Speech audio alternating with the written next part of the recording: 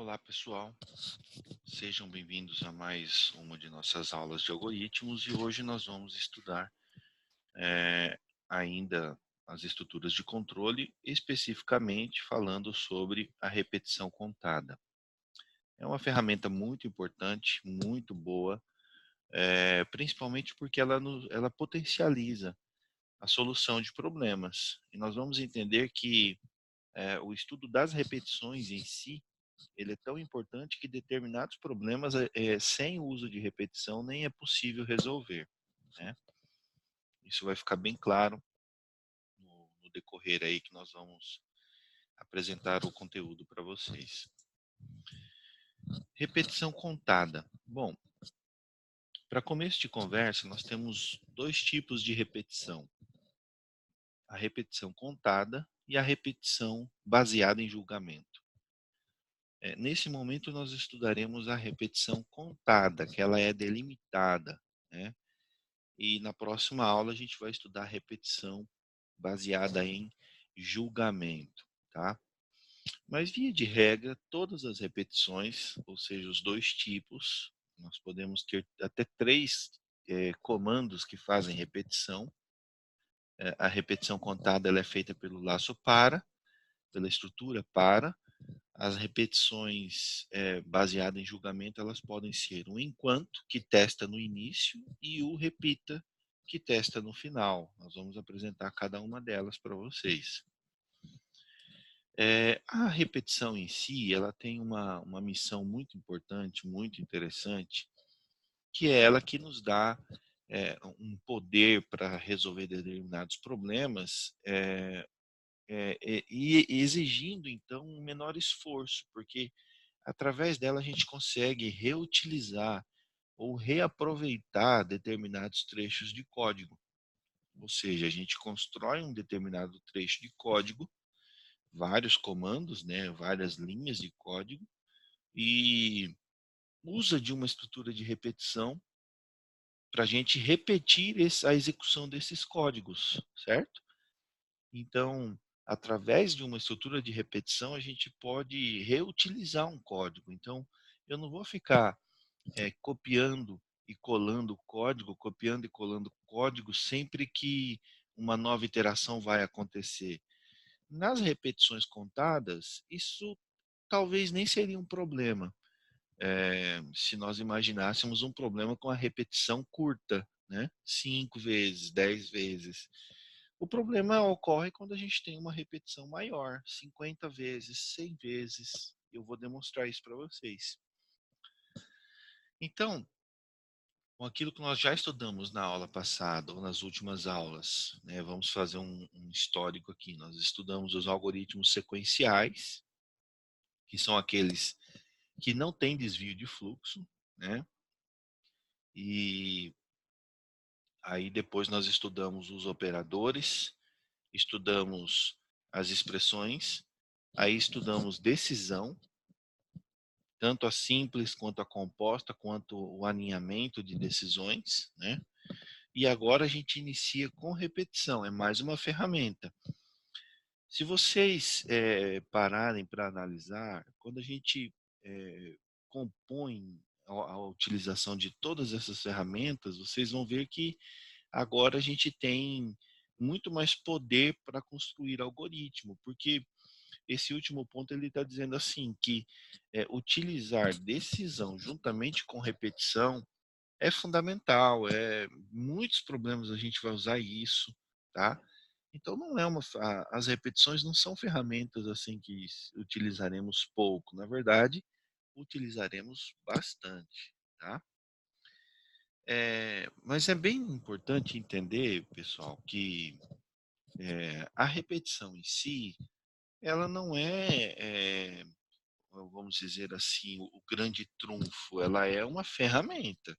Então você tem que entender as outras coisas, os outros comandos, os operadores, como fazer expressões, como fazer decisão, como acumular valores, como fazer cálculos.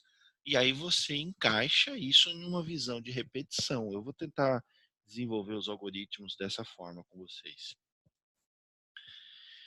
É, Vocês talvez vão escutar eu dizer um laço, né? Porque as estruturas de repetição, elas também são conhecidas como laços. Então tá aqui laço para, aí depois o laço enquanto, né? E até em outros materiais, de repente que vocês tiverem contato, vocês ouvirão como laço, né? Um laço, ele é controlado por um contador. Aqui, estou dizendo da repetição contada. O laço é controlado por um contador, ou seja, uma variável auxiliar que ela é responsável pela contagem das interações. Esse exemplo aqui, ó, nesse pequeno algoritmo, eu declarei uma variável i do tipo inteiro e eu utilizei ela para compor a minha estrutura da repetição. Olha aqui. Então eu tenho para, que é o nome da repetição, para i, que é a variável auxiliar, a variável que vai fazer a contagem. Então, para i de 1 até 10, faça. E aí ele vai repetir todo o bloco de comandos que está entre o para e o fim para 10 vezes. Entenderam? Isso é bem importante. É, entender que o para, ele que comanda o incremento da variável i, do intervalo mínimo até o intervalo máximo, né, que nós colocamos. Ele vai incrementar e vai rodar 10 vezes, e depois ele vai sair do para. Ele não sai do para, a não ser que você use um comando chamado interrompa. Vou dar exemplo disso também. É possível nós utilizarmos um intervalo decrescente, porque aqui está um intervalo crescente, né, de 1 a 10, mas é possível eu utilizar um intervalo decrescente, mudando a estrutura e dizendo para ela, olha, não incremente o i, agora passe a decrementar o i. Então ele vai do intervalo maior, do valor do limite maior, do limite superior para o limite inferior. Se isso nós tivéssemos composto uma estrutura para rodar em decrescente. Vou fazer esse exemplo para vocês também. Então, assim, a estrutura de repetição em si, ela é muito simples, mas o costume que nós vamos adquirir ao utilizar uma estrutura de repetição que é interessante, né? Nós entendermos quando que se acumula, onde se acumula os valores, qual trecho de código deve repetir, né? Interagir com a própria variável i, porque ela é uma variável que nós podemos interagir com ela. Nós não podemos mudar o valor dela, mas interagir com ela sim. Ou seja, eu posso pegar o valor de i, eu posso utilizar o valor de i, eu posso somar o valor de i, eu posso fazer uma série de coisas. Tá? Então, veja, a estrutura efetua a repetição sistemática do código, isso está no livro, está um trecho do livro que eu repliquei aqui, presente no bloco encapsulado, posto nas linhas logo abaixo do cabeçalho da estrutura e indentado em um nível acima deste, o bloco de comandos, que é isso aqui, a linha 5, certo? Tudo que estiver entre o par e o fim para será repetido, tá? Aí vem, a execução do bloco de comandos se faz pela progressão aritmética do contador, desde o limite inferior até o limite superior. Essa progressão é automática e acrescenta uma unidade ao contador ao final de cada interação, ou decrescenta, né? Ou acrescenta ou decrementa, vamos dizer assim. Consequentemente, em cada interação, todo bloco encapsulado executa com o mesmo valor de contador, que será uma unidade a mais na seguinte interação. Quando o laço encerra, o último valor atribuído à variável de contagem é o do limite superior. O que o autor disse foi o seguinte, que uma vez que ele faz o incremento do i e entra no bloco de comandos, todas as linhas do bloco de comandos elas serão executadas com o i valendo aquele mesmo valor. Digamos que foi i vale, ele começa a execução agora, para i de 1 até 10, i vale 1. Aí ele vem e executa linha tal, valendo i1, linha tal, valendo i1. Ele só vai incrementar o i quando ele fazer o fim para e voltar aqui no para. Aí ele incrementa o i. E executa de novo todo o bloco de comandos com o mesmo valor de i. Tá? Perfeito. Além de tudo, poderíamos apontar que as estruturas de repetição, de um modo geral, proporcionam reaproveitamento de código, que é o que eu já falei para vocês, né? Eu consigo reaproveitar código. Em determinados problemas é até possível eu ficar repetindo linhas de código, mas em determinados problemas isso não é possível, né? O algoritmo ficaria extenso demais, sem inteligência, porque eu trabalhei ali de modo braçal, sem uma estrutura um pouco mais inteligente, e isso pode me dar problema. A manutenibilidade do algoritmo é péssima, porque aí eu tenho que ficar dando manutenção em diversas linhas, né? E aí eu coloco, sem contar que, se para um determinado problema a solução exige estruturas baseadas em testes, que é o próximo assunto, né?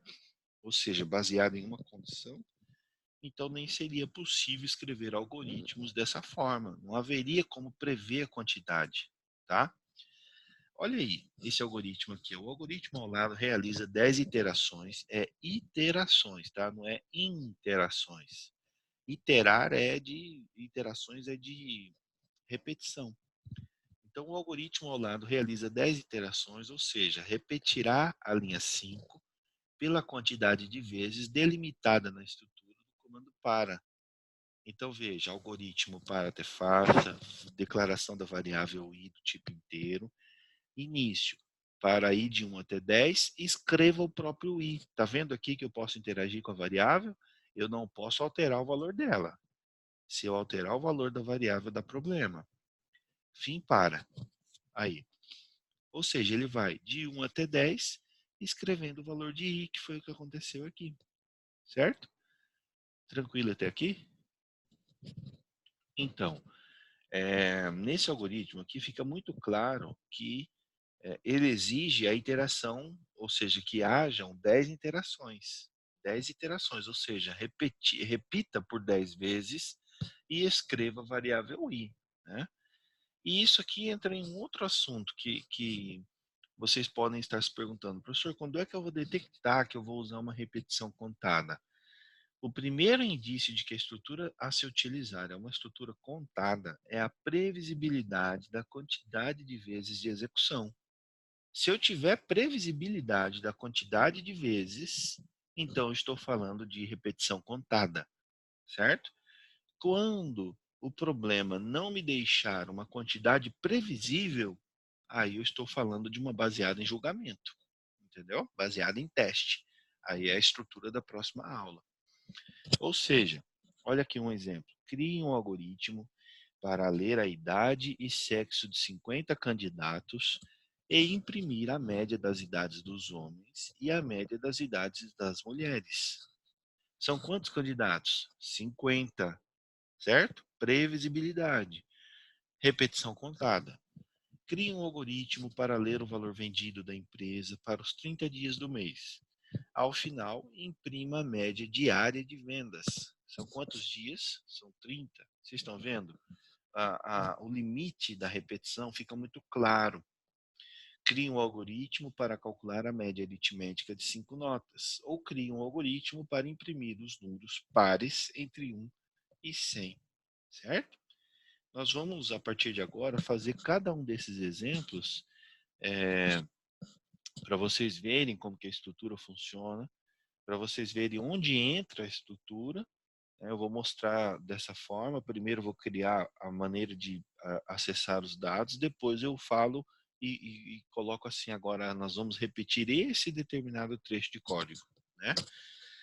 Certo? Mas fique aí com primeira coisa, como que eu sei que é uma estrutura para?